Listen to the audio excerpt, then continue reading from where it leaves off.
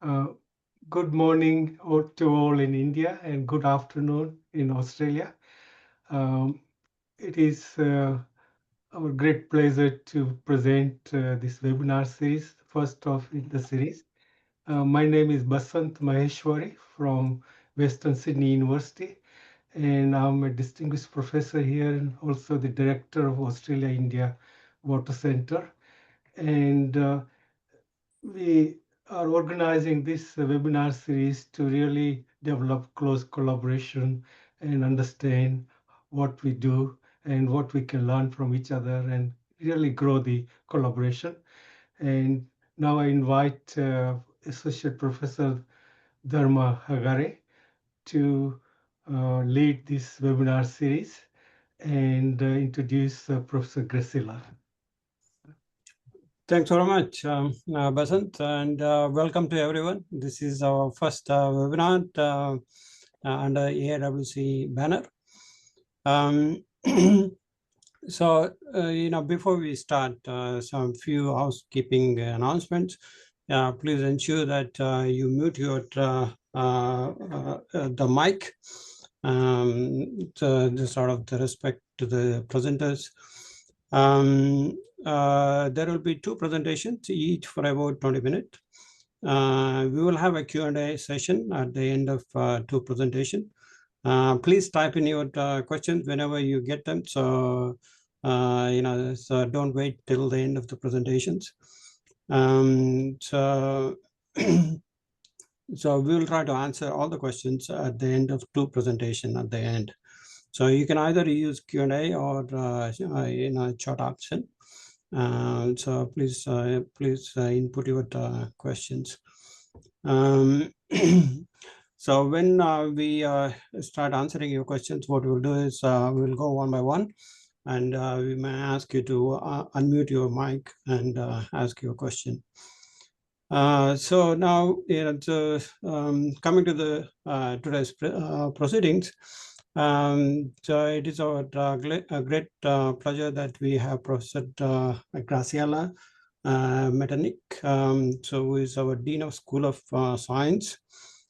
She has kindly agreed to open our webinar series. So I would like to invite Professor Graciela to to give her perspective of this important event, AIWC Water Talks. What do you, Graciela?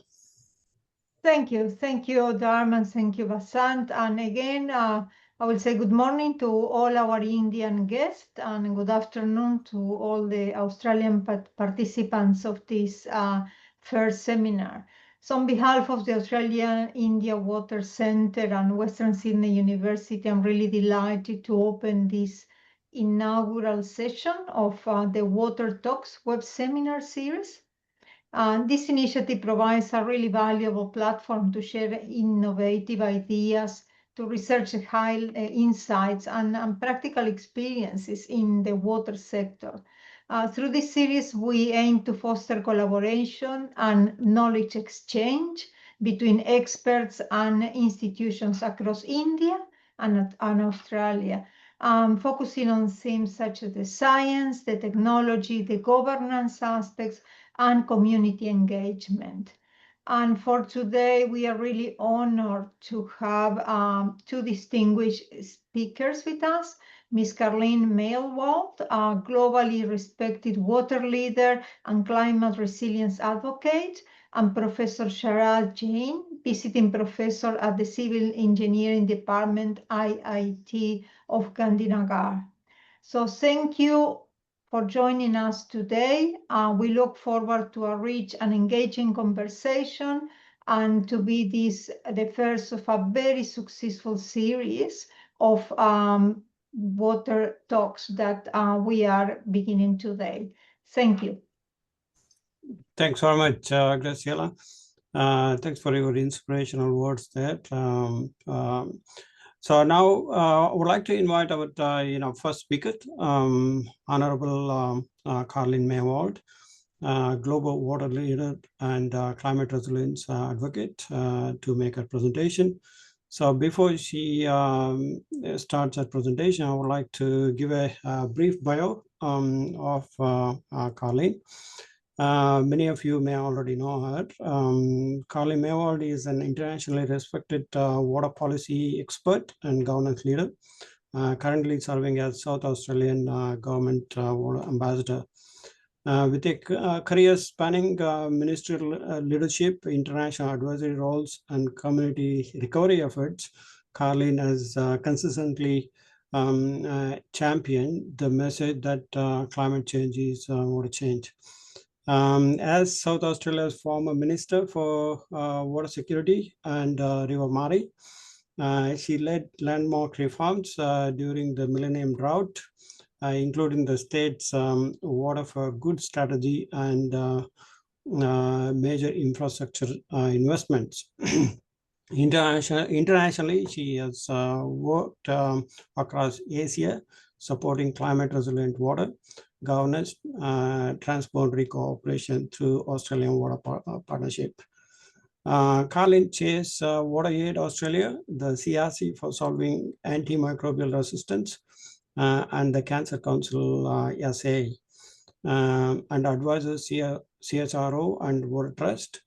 A sought-after global speaker and facilitator at events like COP27, COP28, COP29, and World Water Week. Karlene is a driving force for inclusive, sustainable water futures.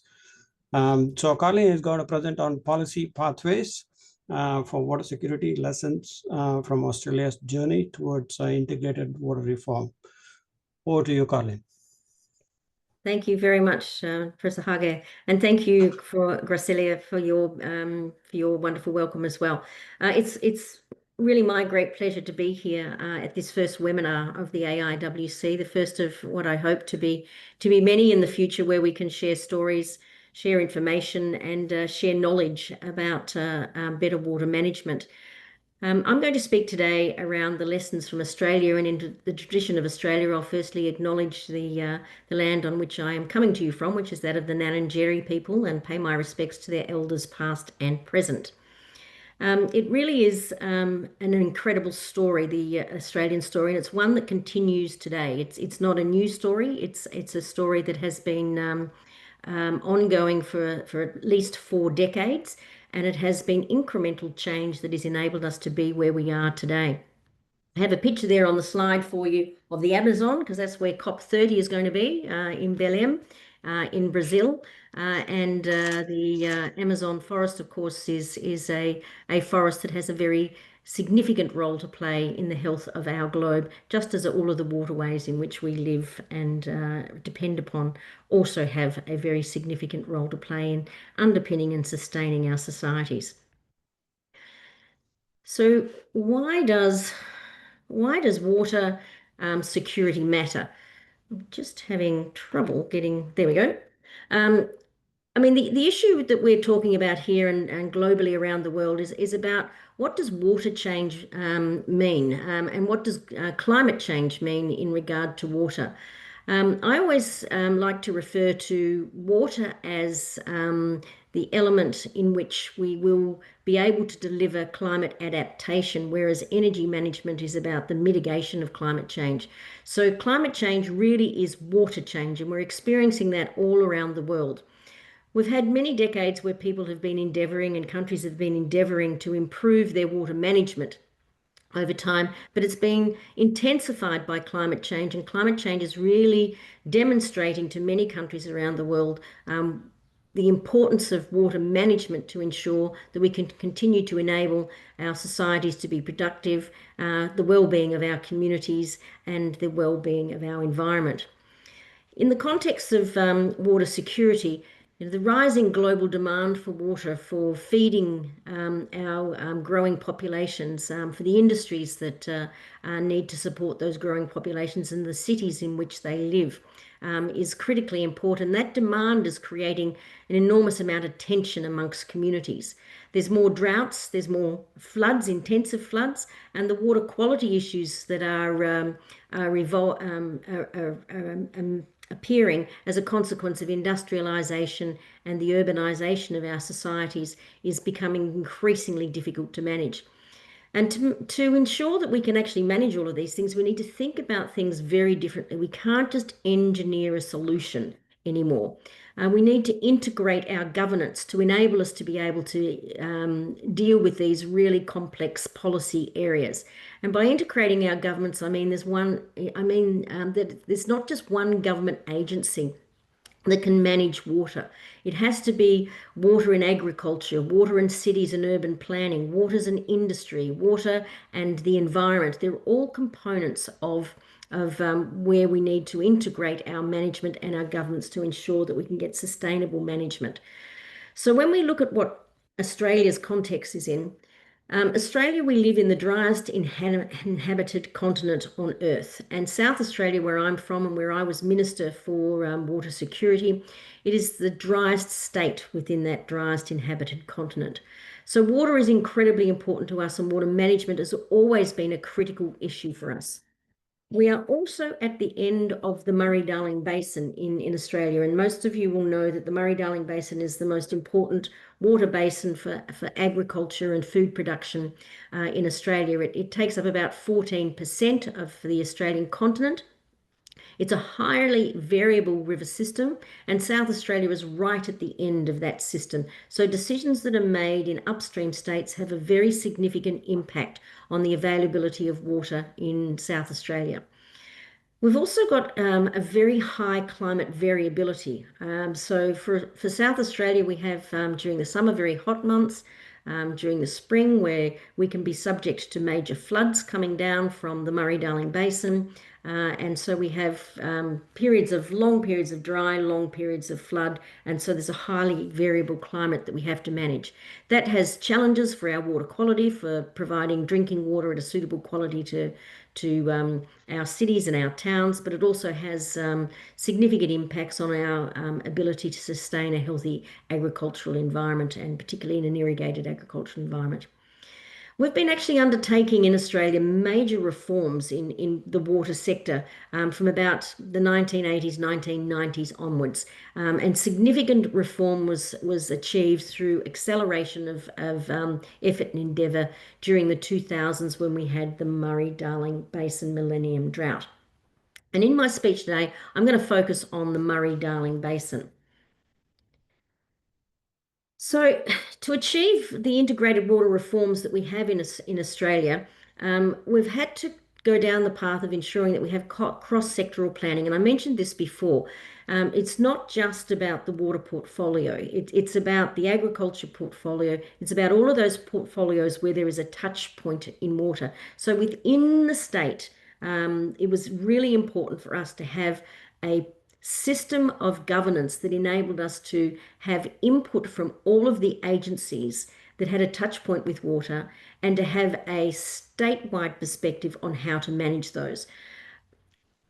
In a Westminster system, in a bureaucracy like we have in Australia and that you also have in India, there is a tendency for government agencies to be competitors rather than working together, and there's not really a lot of incentive for government agencies to work together. And that's because the way we're set up with our treasuries or our finance agencies actually create this competitive tension amongst the agencies. So they're not necessarily incentivized to work together, and we have to overcome that to do water well. So in South Australia, I established the Water Security Council, which was the heads of the agencies of all of those that had a touch point. It was the Health Department, it was the Urban Planning and Town Planning Department, it was the Transport Department, because we had ferries and boating on the river systems. It was the Agriculture, the Environment, it was the equivalent of the Public Health and Engineering departments, the PHEDs, so our water utilities. And we had one road into the government cabinet for decision making, and it had to come through that Water Security Council. And coming through that Water Security Council meant that we had those people who had the most knowledge in these issues were presenting their case at a level where they could actually come to a decision collectively to put forward a position to the politicians for the politicians to make decisions. We also used that Water Security Council as the way in which we had a whole of government approach to the national state coordination. So South Australia presented with one voice that had been agreed between our ag departments, our environment departments, and all of those other departments with the touch points when we were arguing and negotiating at the national level for our fair share of the water of the Murray-Darling Basin. We also use that process to actually unlock the opportunity to have better markets and better regulation of water, not only in our own state, but at that national level. We also use that process to be able to really hone in on our community participation in the process, and that was a key element to delivering on the major reforms that have led to the integrated water management that we have in the Murray-Darling Basin now. The drivers of the policy reform were, as I've said before, the millennium drought, but also an urban water crisis where during the millennium drought, we found ourselves in a situation where the city of Adelaide and many of the towns across the Murray-Darling Basin came very close to running out of water. And so that was a driver of the policy reforms. We also had the issue of agriculture versus the environment and the challenges and the contention between the demands of agriculture and the needs of the environment to underpin the sustainability of the water that was taken for agricultural purposes.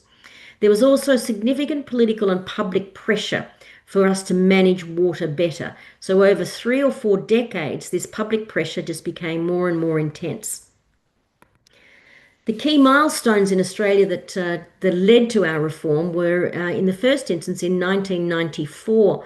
At the national level, all of the states and our central government agreed to what we called the COAG framework for water reform. Now, this wasn't actually led by water reform. This was led by microeconomic reforms that actually transcended across all of the government agencies. So pharmaceuticals, agriculture, all got caught up in this competition policy, which was intended to make Australia more competitive in a global economic sense.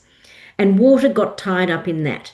And water was, in those years, we actually had the COAG water reform agenda, was about separating policy from water delivery, moving towards full cost recovery of water. So taking heavily subsidised water supply to actually charging the full cost of recovery of the assets, and moving towards thinking about water as not pricing water, but pricing water infrastructure so that water infrastructure could be sustained in the long term. So we started that in 1994, and in some places in Australia we're still not quite there. That is a journey, the pricing journey. You can't do that overnight. You must take that step by step, but you have to start the journey somewhere. So our journey started back in 1994, and now all of our major urban utilities have full cost recovery, that they recover the cost of the infrastructure, the long run marginal cost of that infrastructure from the water consumers, from their customers. We still have a bit of a way to go in some of the urban contexts, but we've made good progress. 10 years after 1994 and the microeconomic reforms, it was decided that we still had a long way to go in the water space. So in 2004, all of the states and our central government, again, the Australian government, led by the Australian government, agreed to the National Water Initiative. And the National Water Initiative is a document that had some significant principles that we all agreed to. And we also established at that time the National Water Commission, which was charged with overseeing the state and the Australian government's compliance with the National Water Initiative and progress against the reform agenda. And we had a system in place whereby people were actually assessed against where they started from and how they were progressing, because it was recognised that not all states were at the same starting point. So that was a critically important component of us being able to achieve really strong progress in all of the states of Australia, recognising that everyone couldn't move at the same pace. There were different political environments in different state governments. They're all sovereign. They all have the constitutional power to manage water. And so some of them was a lot harder to make change than it was in others. But as long as they were demonstrating progress against it, the central government, the Australian government, continued to support funding programs within those states to progress the reform agenda. By 2006, the Millennium Drought had hit a stage where the Murray-Darling Basin was in absolute crisis. The city of Adelaide was running out of water, as were many of our country towns across the Murray-Darling Basin. And at that time, the central government, the Australian government, announced that they were going to put $10 billion, 10 billion Australian dollars on the table, and that they were going to take a more active role and seek for the state governments to cede some of their powers to the Commonwealth to enable the Commonwealth government to be able to manage water in the national interest. Now, this was a really big milestone in Australia. It was a very hard fought milestone. That announcement was made in 2007. It took till 2012 for us to get an agreed basin plan to commence implementation of a national approach to the management of the Murray-Darling Basin. That plan is still under implementation and is about 80% of the way there. It still has not been achieved in full, and there are lots of lessons to learn along the way in how that plan has evolved since 2007. One of the key elements of that plan is the ability to have regular reviews, to have monitoring and evaluation to ensure that that monitoring and evaluation of the plan can demonstrate where we have achieved success, and then continue to try and bring communities along on the journey. It is a very contested policy area. It is not an easy area for any government or any minister at any level in the Australian political climate. In fact, it's often considered a poison chalice to have the water portfolio. However, back in 2007, when the states agreed to sign up to this process, and that was a very intensely negotiated time. I was minister at the time. We actually locked in, however, the changes so that progress could never go backwards. Progress could slow down, but it could never go backwards. And that was a real key to enable us to have all of the subsequent governments stay on the same page. Some of them were more enthusiastic about it than others, therefore they progressed things more quickly. Sometimes they were slowed down because of the political environment that those states were in. But it was a key and critical point in time that was driven by the Millennium Crisis drought that enabled us to do that. So 2012 was the basin plan agreed, and we're currently at this point in time, 15 years later, oh no, what are we now? 13 years later, just currently reviewing that plan in full for the first time to look at what the next plan might look like. And of course, that's very contentious as well. So just going back, I'm just going to touch on a couple of the key and critical elements of the National Water Initiative, which was a cornerstone of our reform journey. It was the document that actually led to us being able to activate the changes that led to the Water Act of 2007, which is a national piece of legislation. Under the National Water Initiative, we spent a lot of time in working out what water entitlements needed to look like and how we needed to actually embed community engagement in the planning for our water allocation plans. So the water allocation plans set out the water entitlements, who's entitled to what, and what the legal status of those entitlements are. Those water plans are done by local catchment authorities that are community-led, community-driven, and requiring ministerial approval. During the National Water Initiative timeframe, we also introduced water markets. So we separated the land from the water and created a water product, which then gave it significant value separate to land, which then created an environment where water could trade to its highest use. And it became more of a farmer input and a farmer asset than it was beforehand. It created the opportunity for a sophisticated market to emerge, which is now an underpinning element of our agricultural success. We also looked at what the environment needed. So the National Water Initiative said when you're doing your water entitlements and your water planning, you also have to consider how much the environment needs as a minimum to sustain the productive extraction of water. So you cannot continue just to allocate water, allocate water, allocate water without understanding what the minimum requirements of the environment are to sustain the take from the system. If you don't do that, the continuous evolution of licenses being issued creates an unsustainable environment for everyone. And in the end, no one has a sustainable allocation, and you do not have security of water entitlement. So the environment, what the requirements of the environment was a key element of the National Water Initiative. We also had a principle that said transparency and accountability was really important. People needed information. They needed to understand how decisions were being made, and they needed to know that people were being held accountable, and that accountability was underpinned by law. That is the only way you can have water markets successfully introduced. If you don't have the transparency and the accountability, and there is mistrust in the market, it will not work. It has to be a system, like a financial system that can be trusted. So then the Murray-Darling Plan came in 2012, and that involved the introduction of cross-border coordination. We'd had some overarching agreements back in the early 1900s on how much water would be available to each of the states and how much those upstream states had to supply to downstream states.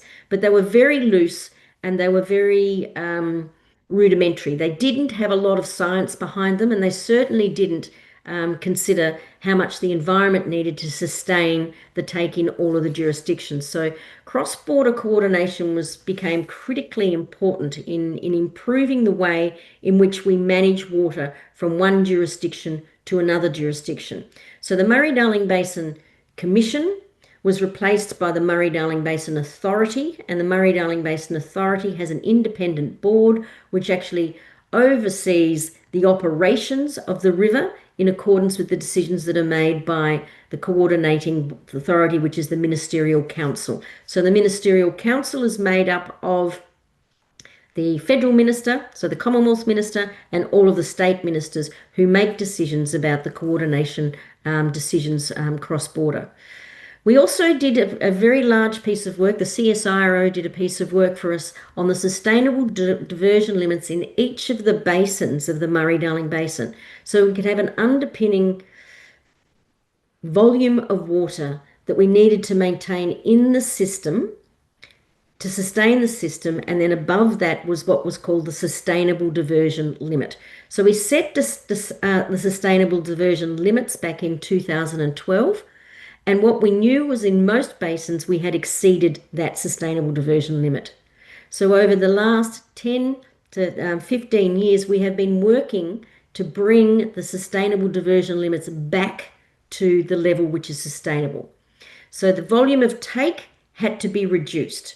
And to do that, we needed to introduce a range of environmental water recovery programs to buy water back from farmers, to actually improve water movement and remove constraints that had been built into the system, like bridges and other things that was preventing the flow for environmental benefit.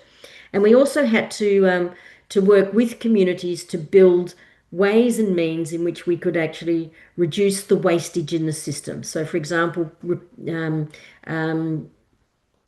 rehabilitating leaking water channels in irrigation systems and all of those sorts of things.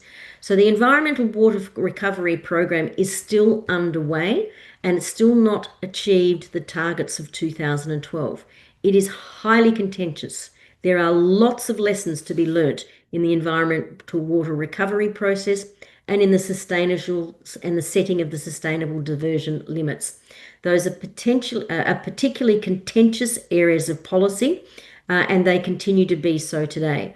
A key component of ensuring that we can continue the course, though, is to have really good monitoring and compliance measures. So ensuring that those sustainable diversions, people who have a water entitlement, comply with that they are not stealing water over and above.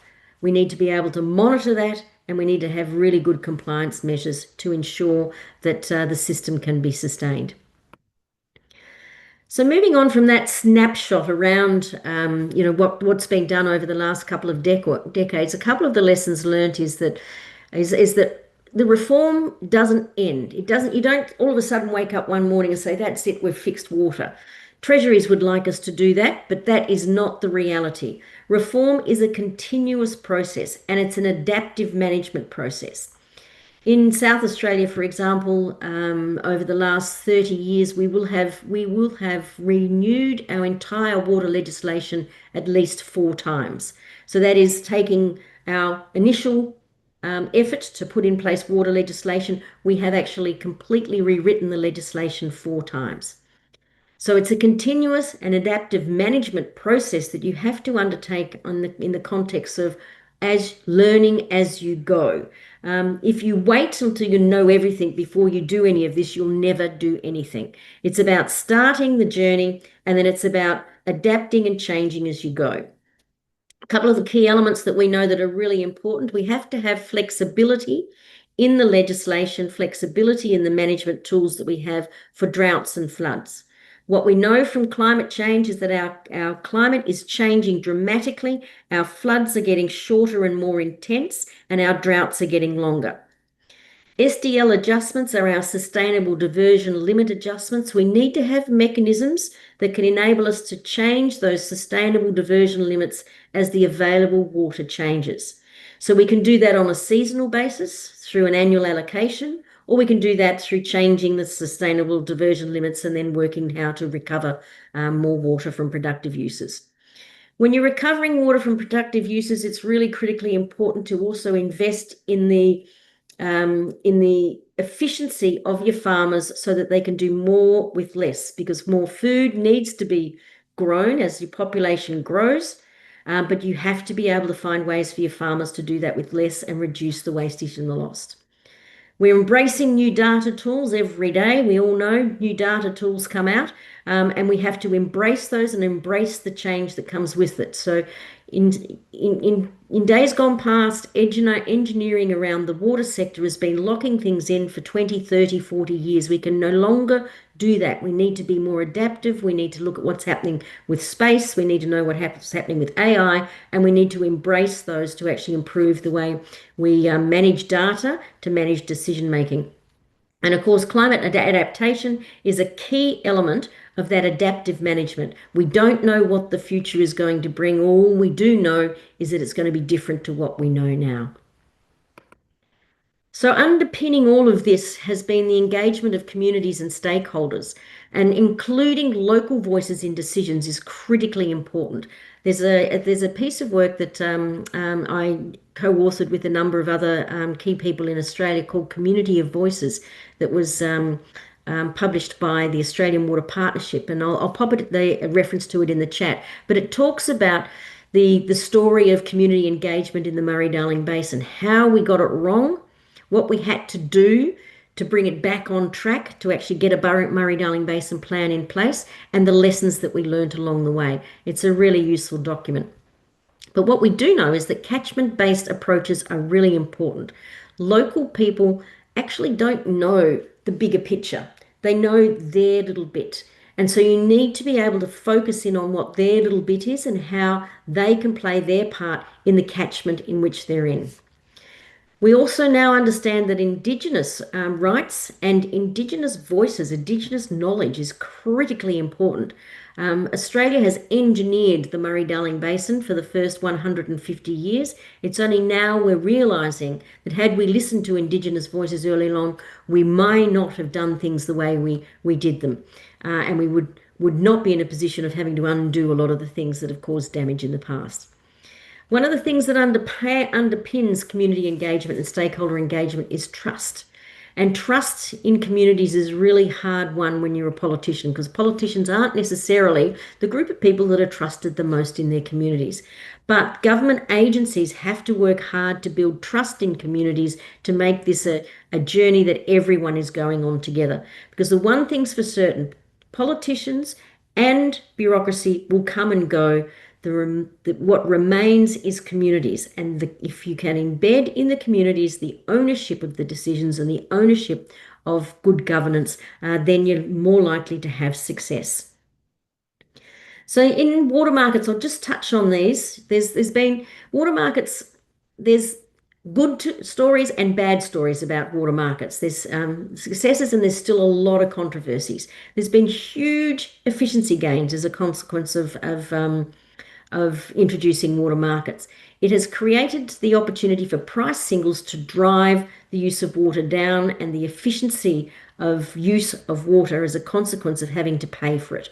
So those price signals have meant that people have actually embraced innovation to use water less and to be more efficient with how they use water.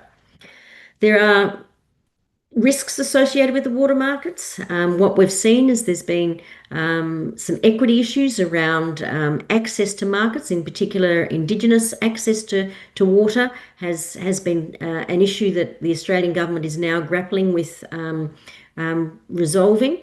But there's also a potential risk for speculation where people who don't actually have land or an interest in farming buy water and then can speculate with water. So we've had to manage that.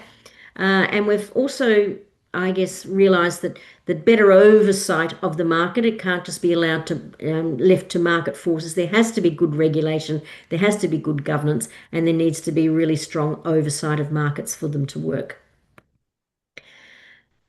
One of the things that I think that we've been very good at doing in Australia is measuring success, and particularly in the area of irrigation efficiency.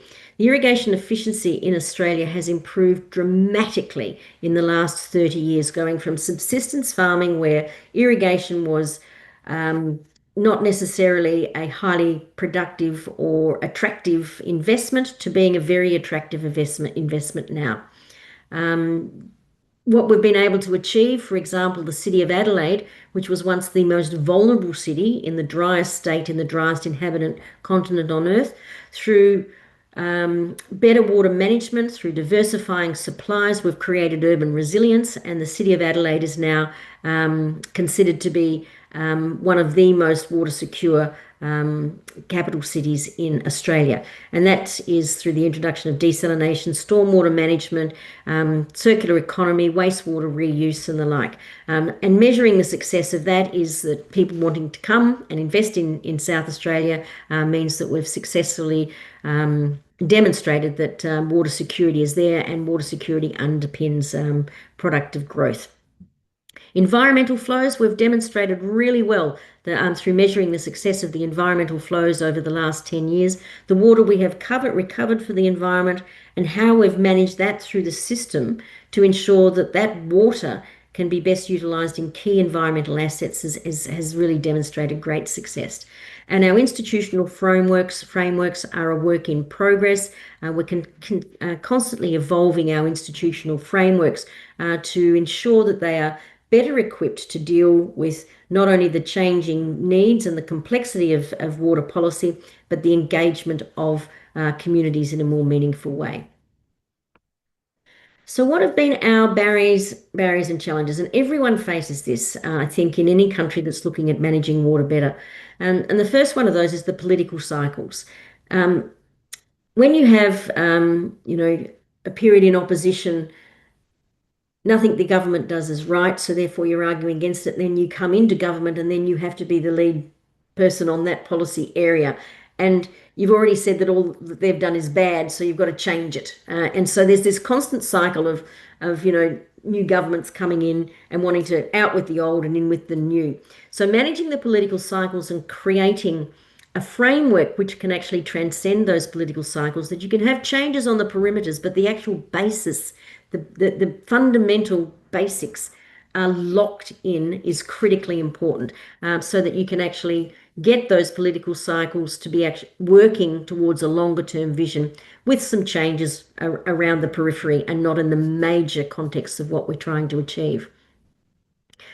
There's also the issue of equity versus efficiency, which I think is a really interesting dynamic. I mean, going down the path of efficiency is all we need to do can actually create some really unintended consequences in communities and create really disparate equity issues within communities and create a sense of the haves and the have-nots. So a policy that just drives efficiency without considering the social context in which you're operating can lead to those inequities, and that we need to be mindful of that. Implementation gaps is another barrier and challenge. Often there are, I look at the science of water policy reform, and I think about all of the scientific contexts that I've engaged with. And I'll never forget one meeting where we had the bird scientists and the fish scientists and the biodiversity scientists and the wetland scientists, and none of them could agree on what the pathway forward was on a particular waterway. And so having engagement with the scientific community, but in a way in which they can all have their say and which they can all be part of the solution, is critically important as well. Because otherwise it leads to, what I've said there, is implementation gaps. You may have one sector of the scientific world who has a stronger voice and is more influential, and so we go down the path of listening to that scientific evidence for our decision making, and we move down that path without considering all these other areas, and therefore these other areas get neglected, and we end up with some unintended consequences in how we're managing the waterways. So being mindful of ensuring that your implementation has a broad range across all of the sectors and a broad range across all of the disciplines to ensure that you don't end up with implementation gaps, which is really important. And then the other thing is climate extremes. So whenever there's a climate extreme event, all attention goes on to that event. And it's really important to ensure in the longer term policy agenda that those climate extremes don't detract from also continuing having that longer term policy objective and outcomes. So why does Australia's story have international relevance? Well, everyone's dealing with scarcity in some way, shape, or form. It might be, bigger droughts between monsoons. Even countries that have had, highly, have been considered to have no water scarcity in the past are experiencing water scarcity as a consequence of the changing monsoonal patterns. In most countries, federal-state coordination is an issue, and in a lot of countries like India and Australia, the states have responsibility for water. The federal government has the responsibility for national policy, but the actual delivery of water happens at the state level. So that management of federal and state, there's a lot of relevance in the Australian story there. Rights-based allocation of water, so that water accounting is something that Australia has, over 3 or 4 decades, evolved to the level where we are now. We didn't start where we are now. We've actually taken a long time to evolve our water allocation and our water entitlement policy, our water tenure and our water accounting principles. So there's a lot that can be learnt along the road that Australia has been on in that space, but also the market instruments, the water rights separated from land and water markets is a place that we've got a lot of experience in and a lot of lessons we can share. So the policy pathways for the future, I see these are really critical elements if you're looking to change policy. We have to start talking about climate adaptation and water being the underpinning element that's going to lead climate adaptation. It's water in the environment, it's water from the urban context, it's water in the industrial context, it's water in the energy context, it's water in the agricultural context. In every sector there, you can see that we're going to have to adapt water to be able to manage the climate change. So embedding climate adaptation into everything we do is really important. I think it's also critically important, and we've learnt this in Australia, is we need to elevate Indigenous knowledge of the systems. We're only 230 years old in Australia, and this is not relevant for India, but in 230 years, we've engineered our way to where we are. If we had listened to Indigenous knowledge right from the start, we would have done things very, very differently. And so the world looks to India. India's looking to engineer solutions to their waterways. I would recommend think about that Indigenous knowledge and embed that in everything you do as well. It's also really important to invest in institutions, to invest in the governance mechanisms and the frameworks that are going to enable water policy to continue beyond the political cycles. And investing in institutions also means investing in the science that underpins evidence-based decision-making.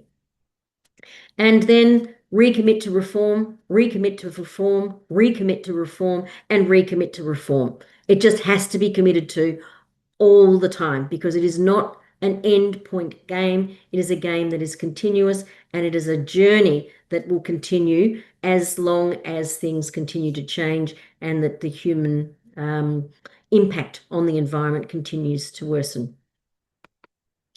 So the clear lessons from our journey is that crisis drives reform. So, we've had a couple of crises. Some of the reform leading into the original 1994 agreement were around Australia needing to be more competitive on a global front. There was, from the water context, there was serious salinity issues within the River Murray. In the Murray-Darling Basin context, the Millennium Drought, whilst we were on a reform journey, the Millennium Drought enabled us to accelerate that tenfold. Integrating across agencies, across stakeholders, across communities, and across jurisdictions is critically important. Building trust is really essential. If you're going to introduce markets, they really need good, strong governance, and local voices really matter in all of this. So this is not a top-down policy. This is a top-led, bottom-up policy process to actually get embedded long-term policy reform. So just in conclusion, it is possible. Enduring water security is achievable, but it does need leadership. It needs cooperation. It needs innovation. It needs all of those elements to come together. And last but not least, you need to keep adapting and listen and listen and listen again. A friend of mine once said you have to keep talking until the talking starts. So in other words, you're actually creating the environment for people to continue to express what's concerning them and be able to adapt to change as a consequence of the changing circumstances in which you're operating. And so that's all from me. Thank you very much. Thanks very much, Karlene. I think that was a really inspirational talk. So let's move on to our next speaker. That's Professor Sharad Jain. So before he presents, I would like to remind everyone to put your questions in the Q&A. So we'll have the Q&A session after the next presentation. So now I would like to invite Professor Sharad Jain to make his presentation. Before that, a brief bio of Professor Jain. Dr. Sharad Jain is currently working as a visiting professor at Civil Engineering Department, IIT Gandhinagar, India.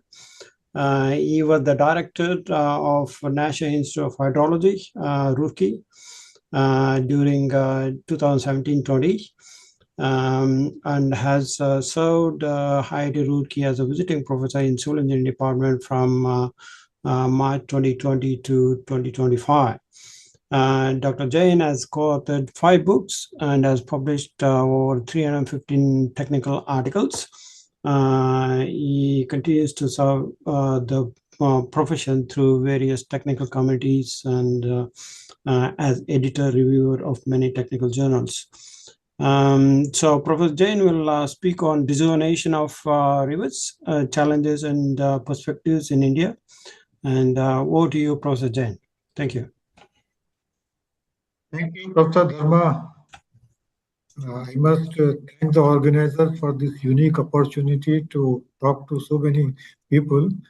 And the talk by Karlene, which just finished, was very inspirational, very knowledge-bearing. I also realized that there are several things which are common between Indian system and Australian system, but of course, there are dissimilarities as well. So let me talk about rejuvenation of rivers, and I will give a perspective from India. My presentation will also differ from what you just heard, because Karlene gave a very broad overview from a angle of a minister, a political leader, but I'll give a perspective from a hydrologist. So when we talk of river rejuvenation, it is good to remember that the health of river depends on the broader catchment and climate and society in which the rivers operate. All these elements have impact on health of the river. Rejuvenation means that we are trying to bring a degraded river close to the natural conditions. And so these three elements, that is the magnitude, variation, and timing of flows, water quality, and river corridor or geomorphology. These can also be indicators to measure the health of the river and success of our attempt. River rejuvenation is not carried out in isolation. It is practiced ideally by a multidisciplinary team, and the efforts also involve change in social behavior, because society is ultimately responsible for keeping the rivers in a healthy condition. Before proceeding, it's good to realize and understand what are the major causes of river degradation in India, and by and large, these things will hold good for any other country. So in my view, any action that adversely impacts the catchment hydrology can potentially degrade rivers. And the examples of harmful actions are listed here. First and foremost, large reductions in flow, particularly during lean season. This may cause several changes in the river. It may change the hydrology, it may change the ecosystem response, and it may also cause fragmentation of the river. Then large depletion of groundwater storage in a catchment may have implications on river flows as well as the health of the river. Water quality degradation, both physical degradation, chemical degradation, and biological, will tend to degrade a river. Wetlands have a very important role in functioning of catchment systems, and if the wetlands are degraded, then they can cause degradation to the rivers. Then loss of vegetation, diminishing aquatic biodiversity. In India, in many places, we are seeing large extraction of riverbed material. Sediments are being indiscriminately removed from rivers, and these are also causes of river degradation. So it is also good to know, that river degradation is not confined to a single country, single continent. All major countries of the world, all major rivers of the world are seeing degradation. They have seen degradation in some time or other, and the list is pretty long. In addition to the rivers from other countries, there are examples from India, in fact, numerous examples where rivers have been degraded. So this means that we have a vast body of literature about the river degradation, which can be good to see. Now here I'll talk about degradation of three rivers and how these three rivers were turned back to healthy rivers, and then what are the lessons from each of these case studies. So first study here, or first example, comes from Europe, where Rhine River, which flows through many countries, was in a degraded condition. But then back in 2001, a detailed plan for recovery of Rhine River was prepared. It was presented to the ministers from the governments. And in Europe, as you know, that they have to follow the guidelines of Water Framework Directive. This directive states that all the rivers should, or water bodies should be in good chemical state, good ecological state, and to achieve good state, a number of steps, a number of actions were taken. I'm not going through the details of each of these, but some of the steps which have relevance to us in India are marked by red font. So one is reactivation of floodplains to allow natural flooding, to allow floodplain processes to take place. and to allow interaction between floodplain and groundwater. Then protection of floodplain ecosystem and reconnecting this ecosystem with the nearby water bodies. Banning the sale and use of harmful chemicals. This was a point which is also important for India, and then sediment management plan. Finally, one of the important things in this case was what they call room for the river. So the river corridor should be devoid of any construction, any encroachment, so that during high flows, river can continue to flow uninterrupted without causing any damage. The next example is Murray Darling, and I think Karlene has talked about this topic in greater detail, so I'll just skip it and limit to some important highlights. So they, as she mentioned, implemented what is called sustainable diversion limit. This concept is in some way similar to e-flows, some way it is different. But then they identified specific sites requiring water for restoration. That means all the river basin, complete river basin need not be in similar condition. There can be different types of, changes in different parts of the basin. As she mentioned, agreements were signed between basin states and Australian government. So here also we have, as she mentioned, water is a state subject. State governments are custodians of waters. So it is important and necessary to take them along. And the central government in India also provides policy guidelines as well as funding. So a very close working between two governments, and then we have now third level of government, which is Panchayat Raj or village level governments. So all these three levels of government for India are important, as is the importance of making long-term plans and then defining roles and responsibilities of stakeholders. The third case that I'm discussing here pertains to Thames River.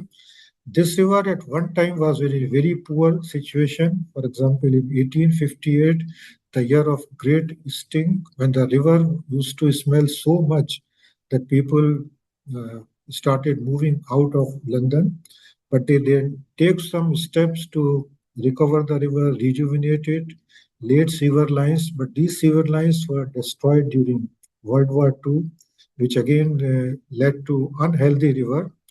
And in 1950s, the DO level in Thames were abysmally low, so low that people started calling river as biologically dead. But thereafter, again, efforts picked up, sewer lines were laid, sewer was diverted, treated before discharging into the river.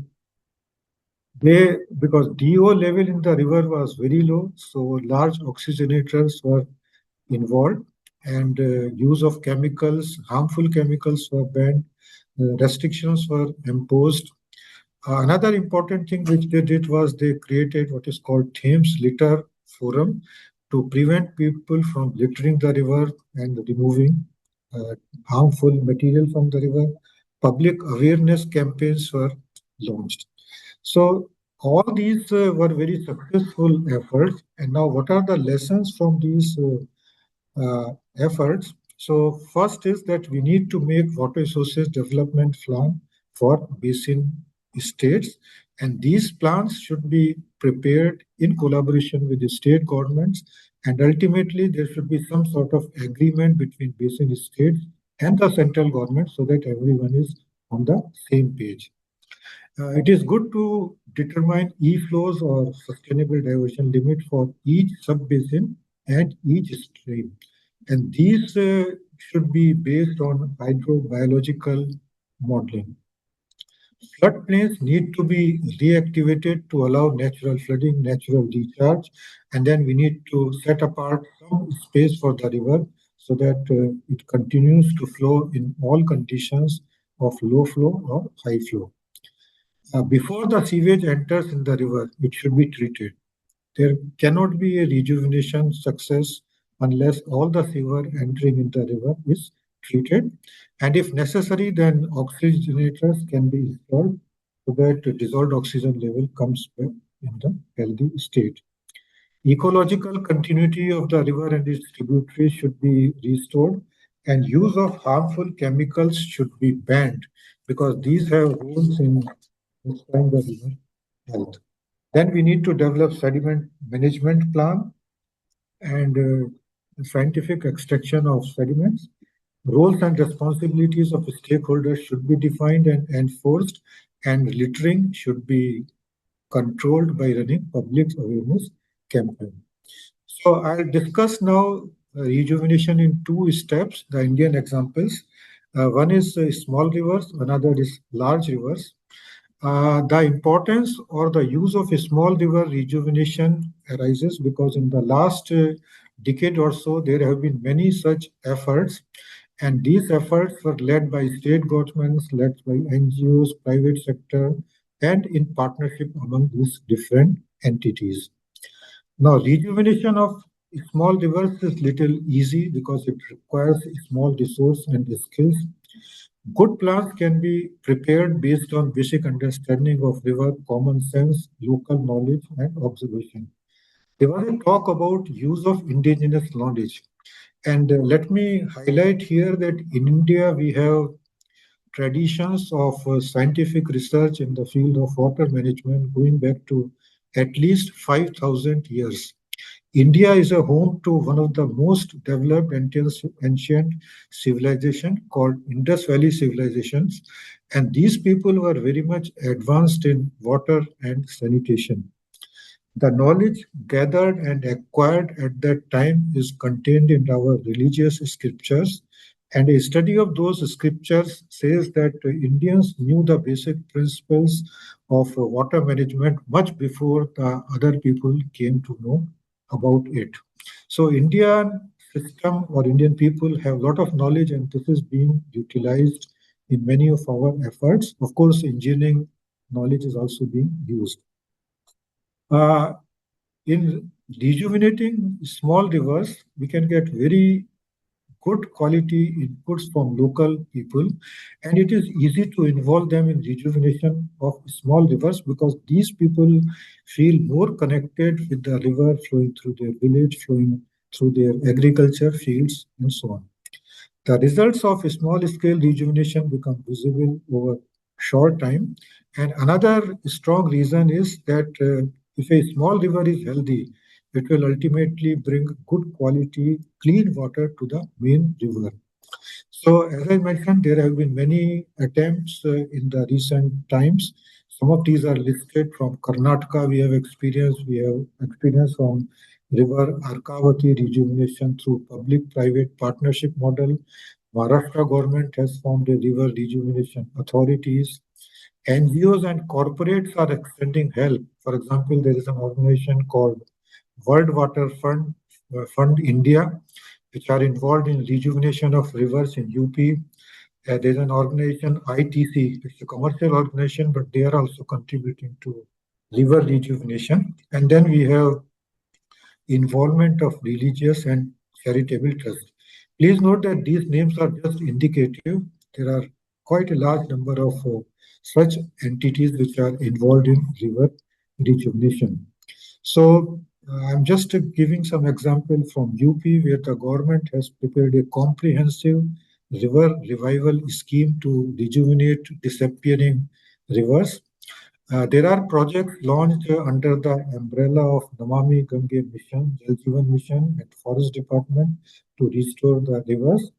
And UP government has identified rivers in all districts which have gone bad, dry, or unhealthy due to various reasons. So here is an example of one river called Matuka River, which is located near Varanasi. And this river was recently revived by involving local community. Local people are participating and contributing through labor, through strengthening the banks, through desilting the rivers, and so on. And finally, with efforts, they could bring the river back to earlier condition and water started flowing. Similarly, this organization called WWF India, they help with revival of a river called Karula River in Ganga Basin in a district called Bijnor. But of course, along with healthy or good results, we have some results which are not so successful. For example, there are two rivers flowing through this Dehradun or Uttarakhand called Rispana and Bindal rivers. And both these rivers are in a very poor condition due to a variety of reasons. Encroachment of river bank. These people are living here. The thing is that when people live so close to river bank, all the domestic waste directly enters in the river. It pollutes the river. Then whenever there is high flow, these people will suffer damages, which will also be not good. There have been many attempts, even High Court and National Green Tribunal have directed government to do something to take decisive action, but enforcement is not regular, and the rivers have not been brought to the good condition. So for small rivers, we have both success stories. So we have few stories which are not so successful, but few things require attention here. First is what is the sustainability of these efforts? Many times these efforts are led by some individuals who are highly motivated, passionate. But if the attention of those individuals is diverted, will the momentum continue? It will also be good to document the efforts and share the knowledge that has been gathered.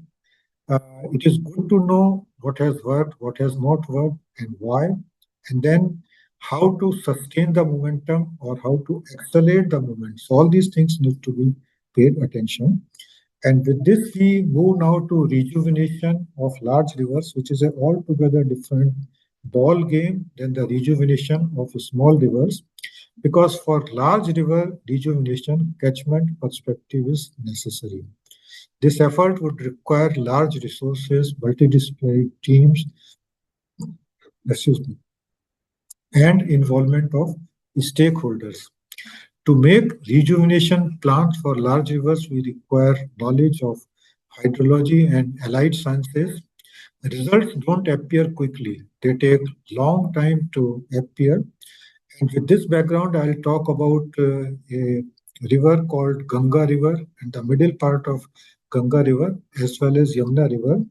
And these rivers have been chosen because these are complex and these rivers contain some stretches which are degraded, which are being revived.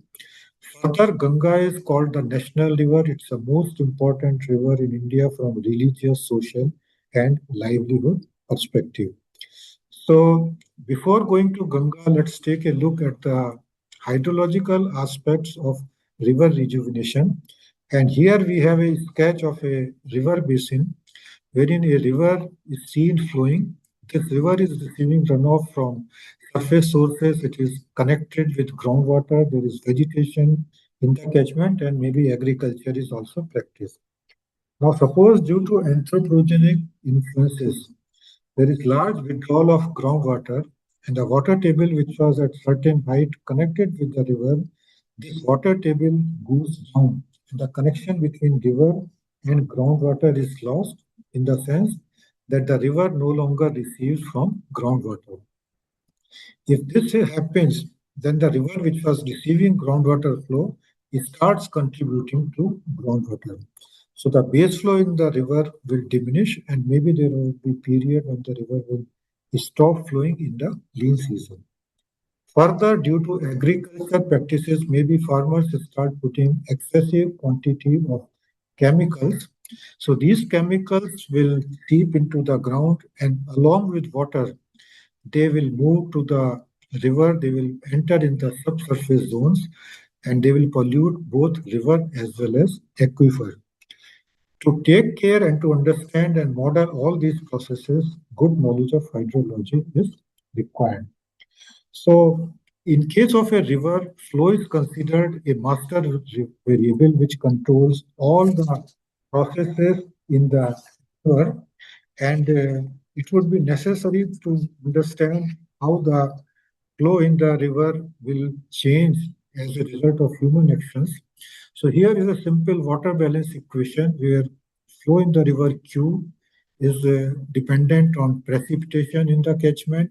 IRR is diversion for irrigation, which will depend upon the crop, area under cropping, method of irrigation, climate. Then DIV represents diversion for municipal industrial demands, for water use for energy generation, etc. RECH represents recharge to groundwater, which will be a function of soil moisture, hydrogeology, groundwater level, infiltration, and so on. And then we have term which represents change in storage. So the flow in the river depends on all these factors, and any change in precipitation, in irrigation water use, in diversion for other uses, and recharge will impact the river flow. And since river flow is the master variable, it will impact the health of the river. Now, water quality broadly depends upon the flow of the river, river's assimilative capacity, the properties of the pollutant that is entering in the river, as well as the volume of the pollutants. So, river flow and quality of water are again intimately connected, as seen here. And that brings us to the broad perspective of river rejuvenation. So rejuvenation may have two broad objectives. One is to achieve good hydrological status as well as good ecological status. And good hydrological status would require a lot of actions. As I told, it's a multidisciplinary task. So hydrological monitoring, watershed management, demand management, agriculture, water management, and so on. And good ecological status can be achieved by taking care of monitoring of water quality, municipal sewage management, rural waste management, and so on. It is again important and worth repeating that there is very close connection between good hydrological status and good ecological status. You cannot achieve one without paying attention and due care to the other. And both impact each other. Now, another characteristic feature of Indian rivers is that our rivers are facing tremendous pressure because of rising demands and withdrawals. And the demands will depend upon the population because population is the key driver for all water uses. So this figure or this graph here shows the Indian population current status as well as future projections. As of now, in 2025, we are probably about 1.45 billion people. There are three projections for future. One is the low growth scenario, according to which Indian population will achieve the maximum value around 2045, which is slightly above 1.5 billion, and thereafter population will start declining. If the population grows according to medium projection, then we will have peak population of about 1.7 billion around 2070.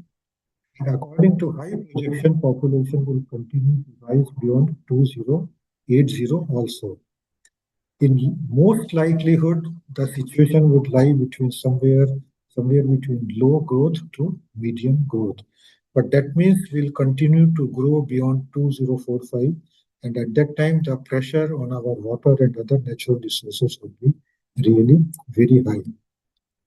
Now coming to Ganga and Yamuna basin, so this is a map showing the location of these two rivers. These rivers start in the mountains of Uttarakhand, Himalayan mountains, and this is the path of Ganga river. It enters the plains near Rishikesh, then flows by the side of Haridwar, and then goes to Bijnor, close to Meerut, Garmukteshwar, and so on. Yamuna river also rises in the mountains in Uttarakhand, flows to Paonta Sahib, Yamunanagar, close to Panipat, and then New Delhi, and then both these rivers join at a place called Prayagraj or Allahabad. Now, this is a line diagram showing the location and operation of major canals in Upper Ganga basin. So, on one of the head stream called Bhagirathi, we have a Tihri reservoir, which was first completed and filled in the year 2006. Downstream at Haridwar, we have a barrage called Bhim Goda Weir or barrage. This barrage gives two canals take off from this barrage. One is Upper Ganga Canal, which was completed in 1854, and the head design discharge of this canal is 382 cubic meter per second. Another canal is East Ganga Canal, completed in 1999 with head discharge of 137.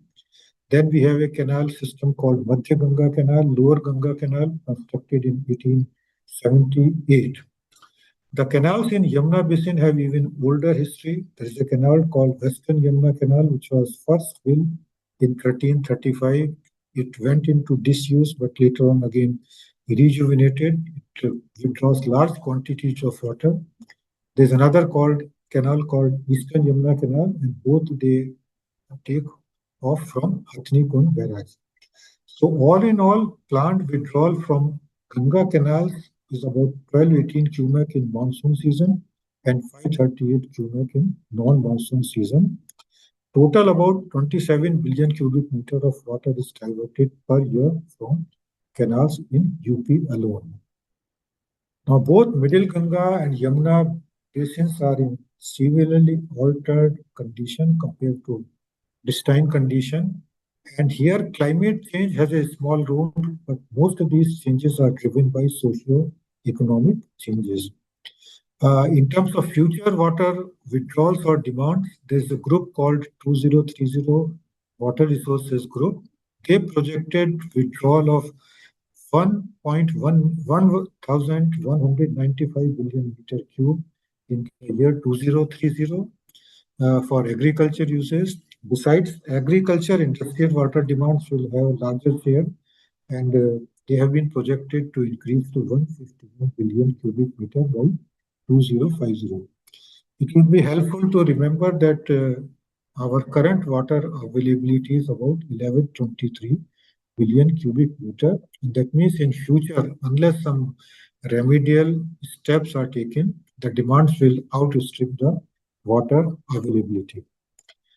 Further, dependence of agriculture sector on groundwater is increasing, and as more and more groundwater is pumped out, groundwater levels are falling, which means more water is entering into groundwater from the rivers, and overall there is a severe shortage of water, which will propagate into the future.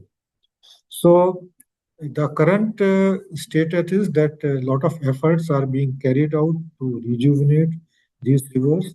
E-flows have been assessed and notified and implemented for the upper Ganga basin up to now. Many initiatives have been taken under a program called Namami Gange program, which have led to improvement in water quality of Ganga River. NMCG, that is National Mission for Clean Ganga, has created additional capacity of 3,446 million liters per day of sewage treatment. According to Central Pollution Control Board, in 2015, the Ganga reach from Kannauj to Varanasi had very high BOD of 10 to 20 milligram per liter. Now it is within the range of 3 to 6 milligram per liter, showing significant improvement. Many other reaches have also seen this kind of improvement. Sewage treatment capacity has been increased in Prayagraj significantly. In Prayagraj, there were 60 drains which were not tapped in 2017, and sewage was directly entering the river. These have been trapped. So, these kind of initiatives have been taken, and these are leading to improvement of water quality as evidenced by reappearance of Gangetic dolphin. But it is true that these improvements are not adequate. We need to make more improvements, and we need to focus on chemical quality improvement, and then scientific appraisal of all these results is needed. So finally, what is the way forward for India?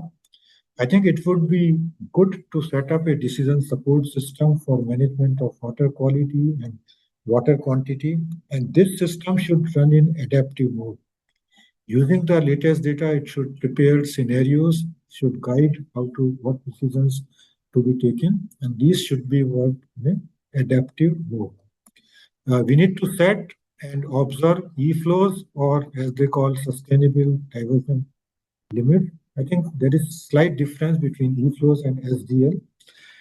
In addition to SDL and E-flows for rivers, which should be set up in collaboration with the state government and by taking on board all concerned departments, it would be also good to defines something called sustainable pumping limit, because a control on groundwater withdrawal is also necessary.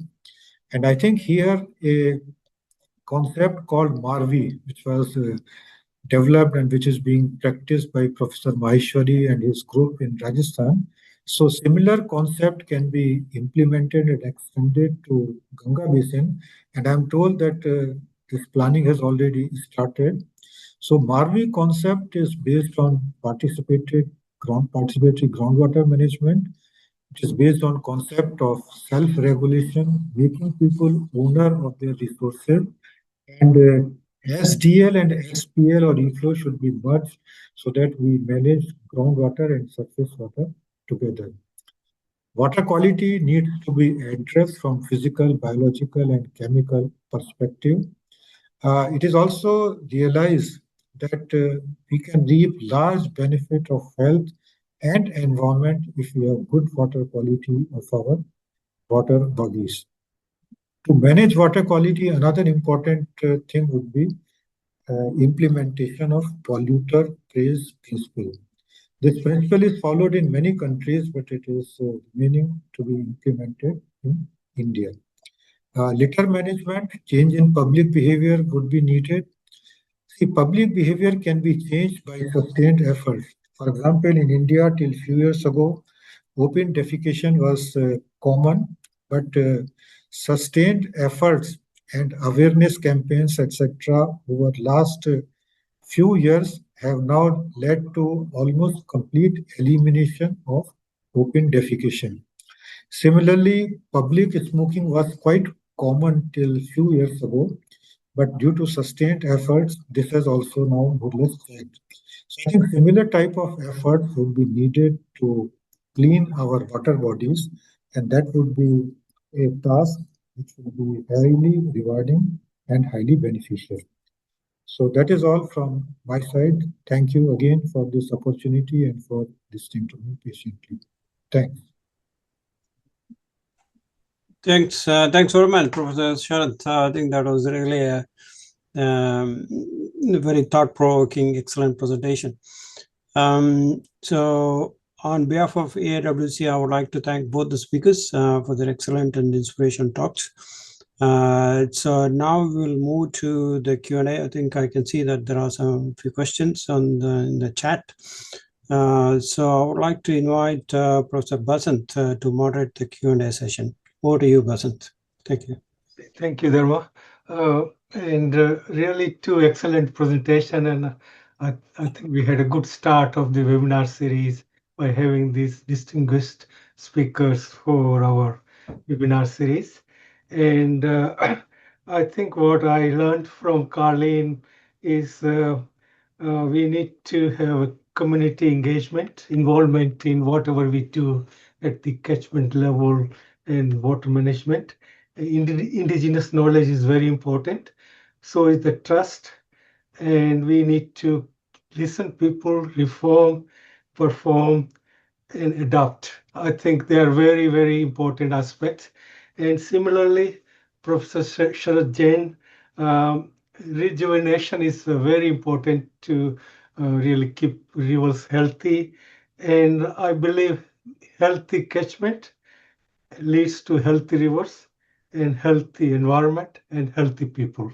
So I think it's all connected and comes back to people and the environment and the birds and fish and everything, and that brings harmony. So both presentations went very as if they were knitted together. So I think what we have is how we manage water through policy reforms, engaging people, how we manage rivers, because we can have everything else, and if rivers are not healthy, it affects everything around it. So both are very important. So there was some question about the sustainable diversion limits, and Karlene has kindly explained some of the ideas, but I would like to give Karlene anything else she wants to add to that question. Thank you, Basant. It's a very good question, and the sustainable diversion limits is quite a complex piece of policy work. Basically, as I've said in the chat, it's simply the difference between how much the environment needs and how much actually comes into the system. So the difference between the total available, what the environment needs, and what's left for productive use. Now, when Australia did that calculation, what we realised is that in most of the basins of the Murray-Darling Basin, we were taking far more water out of the system than was sustainable. So we had to introduce a program of activities that reduced the amount of water that was being used by irrigators, to reduce the amount of water that was being lost through evaporation, to reduce the amount of water that was being lost as a consequence of leaking channel systems, and to improve the efficiency of water use, so you could do more with less water and return some of that water to the environment. So it's a really complex piece of policy that has many elements to it, and it's still a work in progress. Thank you very much, Karlene. Now we can have the question, so please raise your hand and we will go through the questions. So please switch on your mic and as well as the video. Any question for our two speakers? Yes, Dharma? Yeah, just to this is a follow-up question to Karlene. I think environment flow is a critical one, I suppose. We keep hearing that the environment flow, has to be properly worked out. Is there a particular formula or a particular way or a method by which we can work this out? Is it do we do more of the local stakeholder engagement, or we do more of scientific analysis? So what's your thinking, Karlene? Thank you. The answer to that question is both. The science will tell you one thing, but of course the science is as good as the inputs to the science. And if you don't have all of the data that you need to make that science really robust, then it can be contested by those who want to see the amount of water that goes back into the environment less. So the challenge that you have is bringing the community along on the journey to understand the importance of sustaining certain elements of environmental integrity to underpin the security of the water take for all irrigators and all communities who are using water from the river systems. And also then actually understanding the science and adapting the science when more information becomes, not adapting the science, but updating the science as more information becomes available. So it's a continuous process of doing the science through the monitoring and the assessment, and then engaging with communities and then moving everyone forward. Now, when we set our sustainable diversion limit on the Murray-Darling Basin, it was a very contested exercise, and it resulted in the science telling us that we needed between X and Y to have a reasonable chance of sustaining a healthy environment. Now those numbers were very 3,000 at one end and 6,000 at the other end, and so anything in between would have given us a high probability of success. What ended up happening was then the politics overlaid that, so the political science came into it, and the discussion around what was actually achievable then became, I guess, a higher priority from a social and an economic perspective. And so the number was reduced from the science said that a minimum of 3,000 gigalitres needed to be returned to the environment, and we ended up landing on a number which was 2,750. So it was just shy of that number, and we're still struggling to get to that number at this stage. So there's lots of challenges in when you actually say science should lead the debate, and yes, it should. Science should underpin decision making, but then you have to have the overlays of community, stakeholder, the economics, and what's actually politically achievable in the context of the environment in which you're operating in. So our sustainable diversion limit landed lower than what the science was telling us we needed. And that's been a contention between scientists and politicians. It's also been a contention between stakeholders and scientists, because stakeholders don't believe scientists. Scientists don't necessarily engage well with communities. It's not their job. They do the science.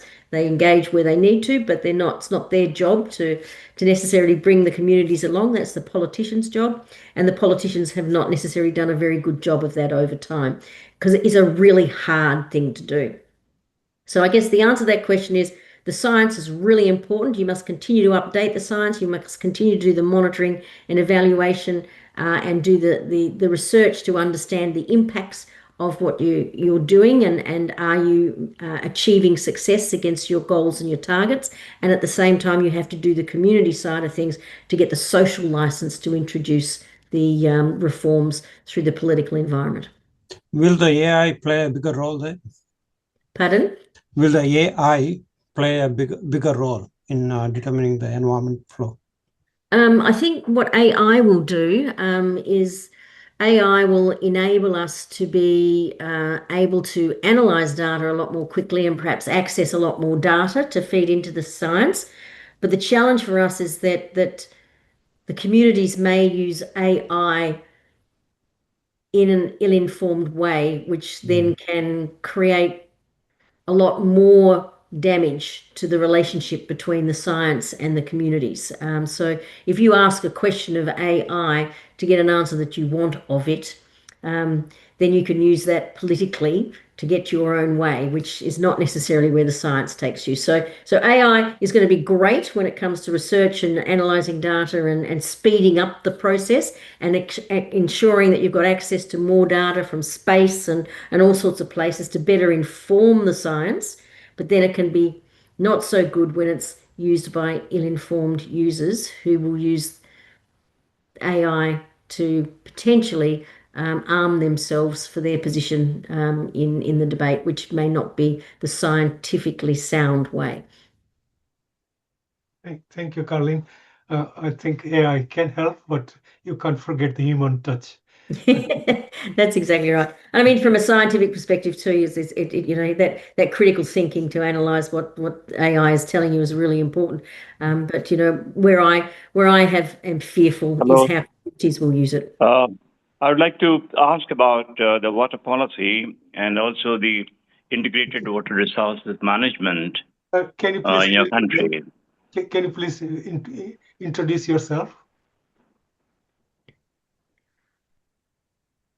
Hello. Can you please introduce yourself and ask the question? Hello. Yes, we can hear you. Can you please just introduce yourself and ask the question to whoever, Karlene or Professor Sharad? This question, of course, to Karlene regarding water policy and water demand management and IWRM. These are the issues. I would like to just know what exactly is the status. Okay.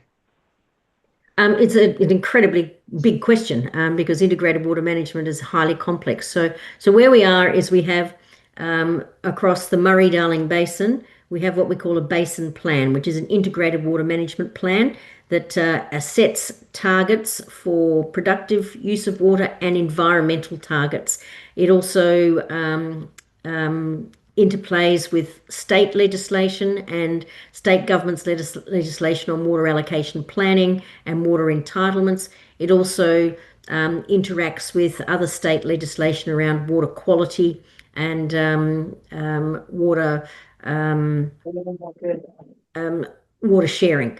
So there are a number of different interplays in that. So we have the national level, we have the basin level, and then we have the state level, and all of those have strategic plans. They have management plans, they have allocation plans, and they're all fundamentally underpinned by legislative frameworks. They're reviewed through collaborative processes that are established through governance frameworks like the Murray-Darling Basin Authority. ministerial councils, which are councils of ministers from all of the states and the Australian government, who work through the challenges in the policy areas and then implement the changes. So asking where we're up to at the moment, we're on a journey still. We've come a long way. We've introduced integrated water management across the Murray-Darling Basin. We've introduced water accounting, water tenure. We've separated land and water. We've enabled water trade. And all of those are backed by legislative frameworks. So I think that's partially answering your question. But if you want me to actually give you all the pieces of legislation, I'll need a couple of days to pull all that together at least. So it's not an easy question to answer. Thank you. Thank you. Anybody has next question? Okay. I would like to ask Professor Sharad. Yeah, it's okay. I think. Thank you. Okay, thank you. I would like to ask Professor Sharad Jain. There has been really good work done in India regarding the river health, and especially Ganga River and some other rivers, and you gave some good examples. Can you share your thoughts on what has worked well and what can be done better in the Indian context for rejuvenation of rivers? I don't know whether Professor Sharad is still there.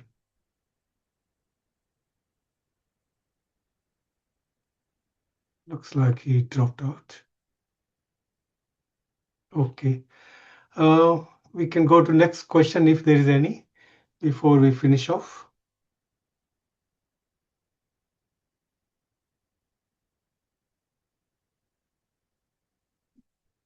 Okay.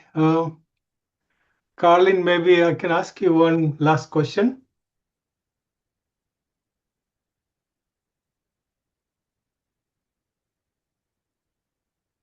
Hello, Yes. Karlene. Yes, Yes. Basant. Yes. Okay. Just a question. If you were the minister again, what one thing would you do? Oh, it's a very, very good question. If I was the minister again now in reviewing the basin plan, I would have started a lot earlier in bringing the community along on the journey of for the review of the plan. I would have spent a lot more time and effort in enabling communities to get out and about outside their own part of the community and see other parts of the basin and why it's important to do things differently. I also would have spent a lot more time engaging with the media in regard to combating the myths and the stories that are out there around the basin plan. And I would have invested a lot more heavily in community engagement. Thank you, Karlene. I think community is the important part. Yes, of most definitely. Thank you. Over to you, Dharma. Yeah, I think there is another question that by Dr. Patel. Okay. Dr. Patel, would you like to ask that question?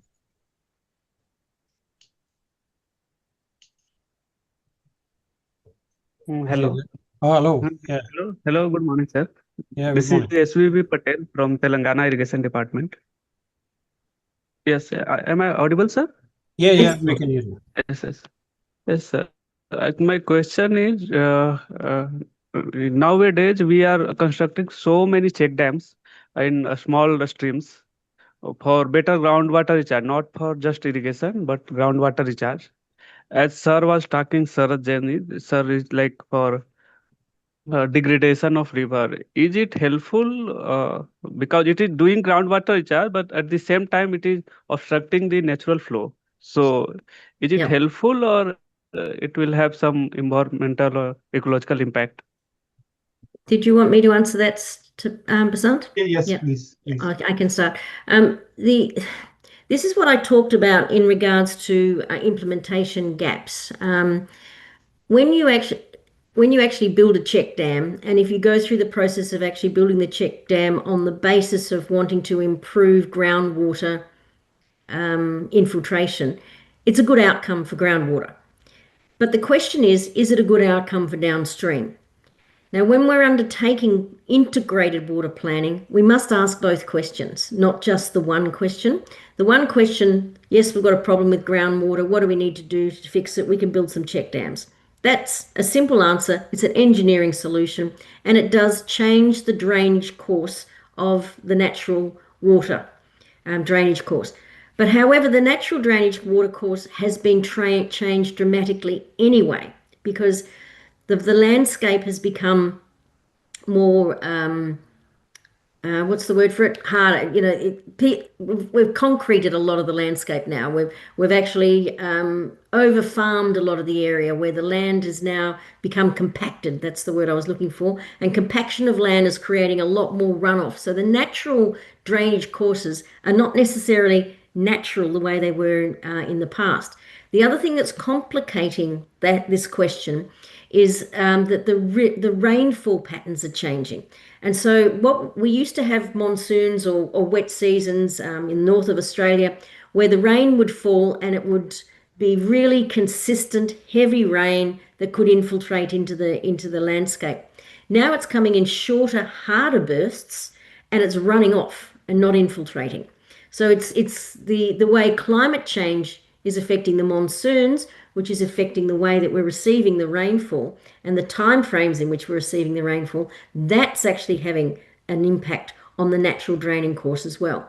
So the answer to the question is both need to be answered. What are the impacts on the groundwater by building that check dam?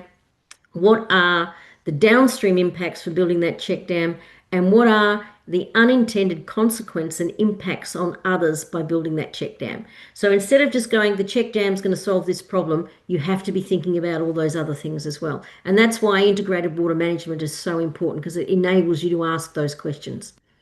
Thank you, Karlene. So in my view, I think, as Karlene rightly says, we need to do integrated management to see the impact of check dams on groundwater as well as surface water. But the experience is that the check dams, since they help with water recharge, they are good for local people. They are good for croppings. They are good for vegetation.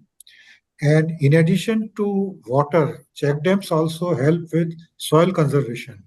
So maybe in earlier times, there used to be a lot of soil erosion because of intense rains and fast moving water. But check dams slow down the water movement and help with soil conservation. And so I think overall, if you look at check dams are good for both water and soil, unless of course you build too many of them and too close interval. Can I just add to that also, Patel? What we've done here in South Australia is we've got some low hills surrounding the city of Adelaide, and there's been an explosion of dams on farms across the whole hills area, which has had an impact on the downstream significantly. And so what we're introducing at the moment is a system of low flow bypasses, so that you're not only looking after the check dam and what it can do at the local area for that local community, but you're also considering those that are downstream of that. And by doing that, you actually got a trigger that if there's a rainfall that is less than a certain amount, they have to let a certain amount go past before they can catch it.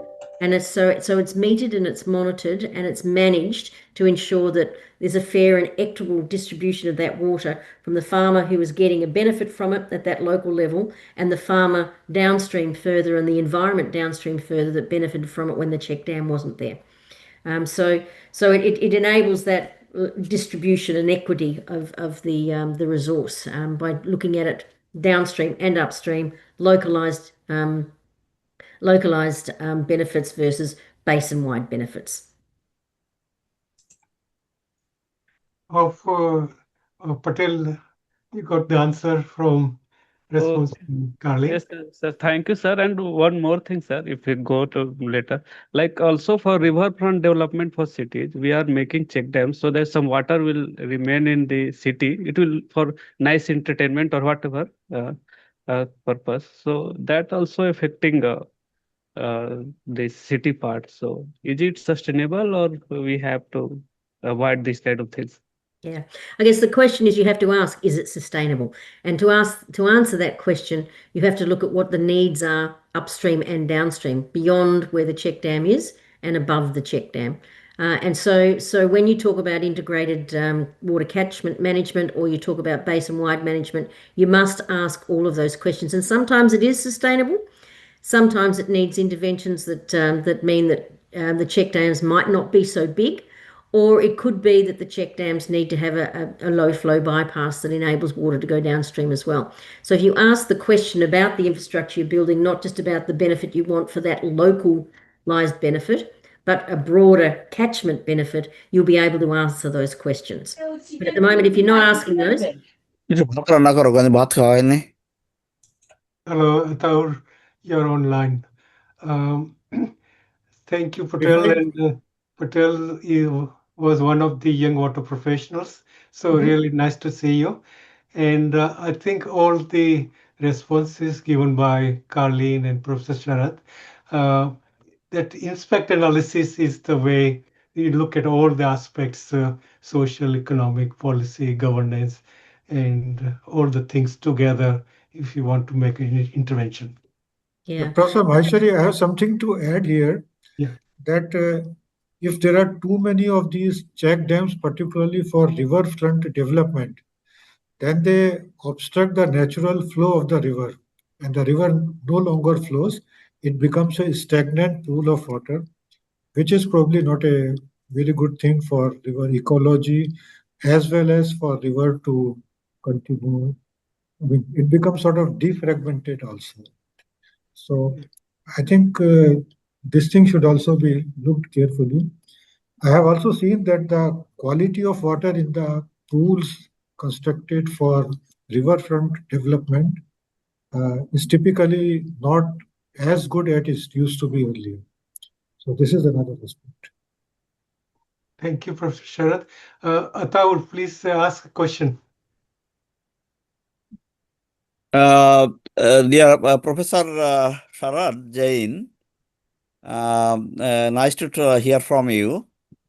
Actually, I visited India last year, and I saw some of the contaminated rivers, like from Delhi to Agra. I was visiting Delhi to Agra, and the Jamuna River there is highly contaminated there.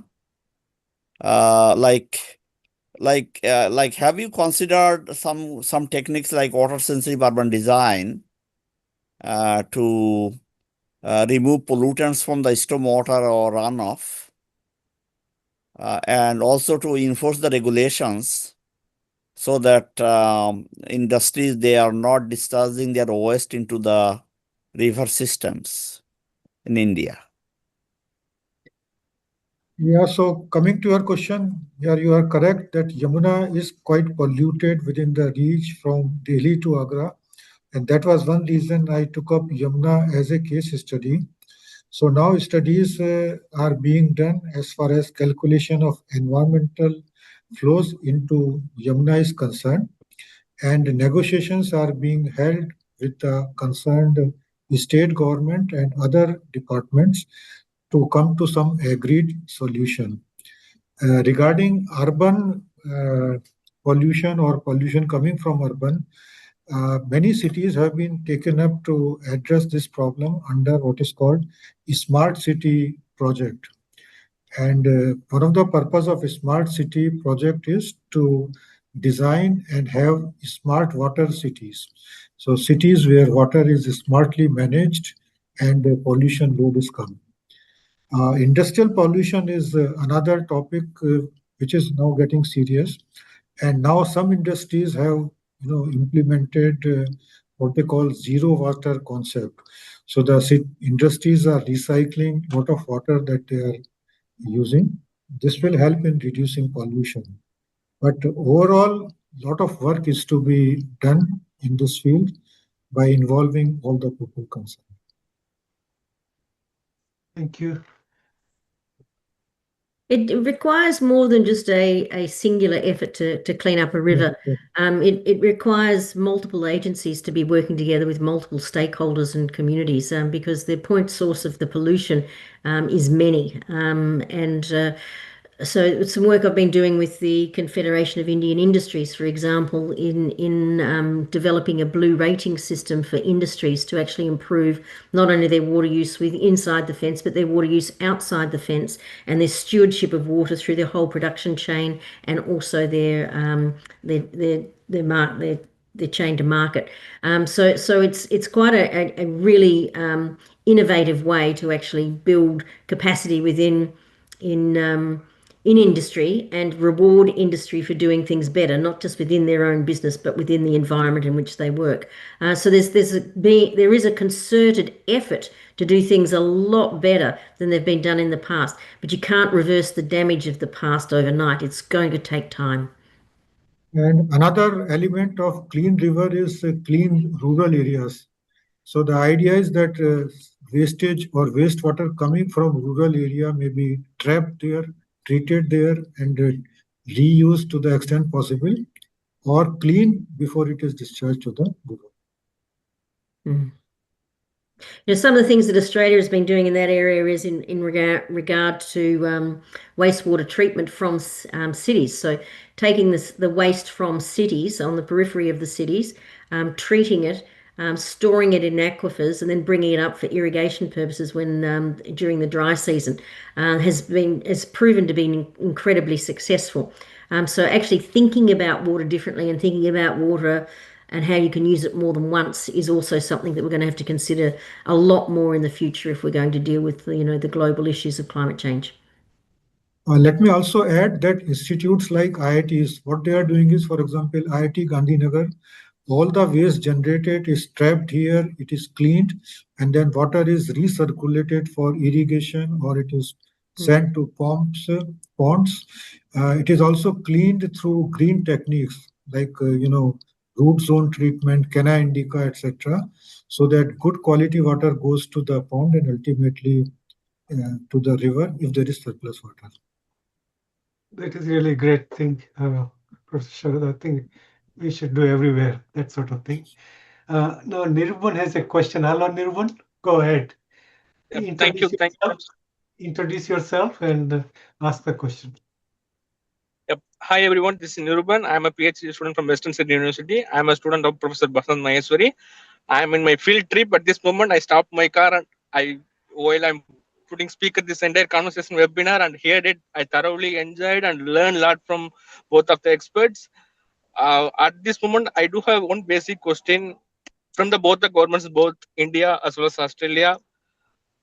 At present, water is the main priority for both the government. That is my question. So, do they give a proper priority to the water at present? Enough investment? Yeah, something like that. Yeah. Perhaps if I can start from an Australian context, from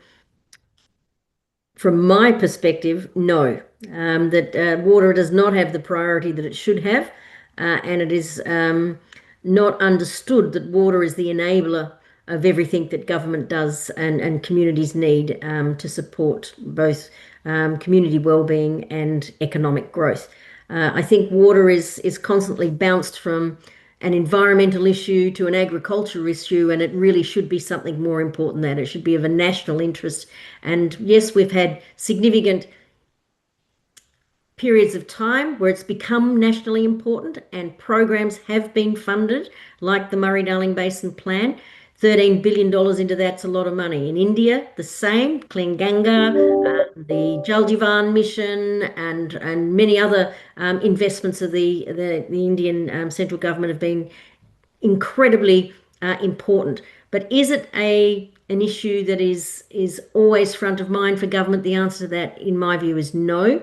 And I think a lot more needs to be done in the face of climate change, and bringing the conversation around climate change is water change to the attention of politicians is going to be really important to ensure it has its rightful place in the investment portfolio of governments. Thank you, Karlene. Professor Sharad, from Indian perspective. Yes. So Well, I don't know whether it is Indian perspective, but it is my perspective. Mine was And, not the Australian government either. So I also tend to agree with Karlene. In India also, water is not given as high priority as it should be. And what we should have done is we should engage with water users, particularly farmers, more intensely, try to understand their concerns. For example, we say that there's a lot of wastage of water in agriculture. But it is not that what farmers don't understand it. I think they do understand it, but they probably don't have enough background and enough knowledge to manage water in a better way. Our people also tend to become sort of sentimental when talking with water, but they don't do anything to respect those sentiments and respect the rivers. So we are taking it for granted. People don't wish to pay for water that they get, and they don't hesitate in some cases, polluting also. So I think more awareness and more engagement with the people is needed, and we should have role models who show that we are managing water so nicely, and you should also manage it like this. So those type of efforts should be done in a more sincere manner rather than in addition to what we are doing at the moment. Another thing is that the development activities are not being done in a water friendly or environment friendly manner. People are constructing houses very close to riverbed, and every year we are seeing some instances where these houses are damaged, people suffer losses, but still it is continuing as such. So I think more stricter enforcement and engagement is needed to manage the waters the way we should. That is my personal view. Okay, thank you very much. And I think you made a very important point, Professor Sharad and also Karlene. Respect for water and respect for our rivers. I think if we do that, a lot of our sustainability problem and water management problem will sort of solve themselves. So more respect, more for water and what we do with water. Particularly, Professor Basant, in India, people say we respect water, but their actions don't show that they respect it. Yeah, yeah. So I think it is. There's a lot said about water is life and how water is, all of those sorts of things. But the way people interact with it is not reflecting the importance of it. And you often hear people say it's a human right, so therefore it shouldn't be charged for. But it's also, if that's the case, it's a human right to look after it. And in actual fact, the fact that they don't, and the fact that waste and plastic and rubbish and all sorts of things end up in waterways in thousands and thousands and thousands of tons is not testament to people respecting that waterway, nor is it testament to people actually understanding the value of water in their lives. Yeah, correct. We have gone over time, but the discussion was so interesting and insightful. We can have just one more question before we finish, if anyone has got. Okay, so I think we had really good start to the webinar series, and some of the questions which came through the last 20 minutes or so were very, very helpful. So I now hand over to Professor Dharma to sort of wind up. Yeah, thanks very much, Basant. I think we need to realize that water is a limited resource. I think that's very important. First of all, I would like to thank both the speakers, for their excellent talks. It was very, very thought-provoking. So please join me in thanking both the speakers. Thank you. And also my sincere thanks to all the participants today. They have been very excellent. They beautifully muted their mics. I think that was really fantastic. Also, I would like to express my sincere thanks to Tracy. I think we put together, she's there in the audience. She put together this webinar very well. Fantastic. Thanks so much, Tracy. And thanks again, everyone, and have a great weekend. Thank you. Thank you, everyone, and thanks to AIWC for putting up this nice event. Yes, thank you also. It's been a pleasure. Thank you. Bye now. Bye. Thank you.